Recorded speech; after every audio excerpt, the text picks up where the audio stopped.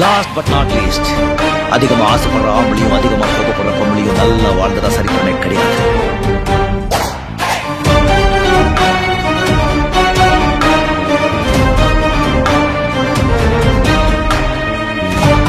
ஆறு படையப்பனோட இந்த வேலை மேல சத்தியம் பண்ணி சொல்லு, இந்த பொண்ணை கல்யாணம் பண்ணிக்க நீ மனப்பூர்வமா சம்மதிக்கிறியா? ஆட்சியே அவங்க பக்கம் இருக்கு.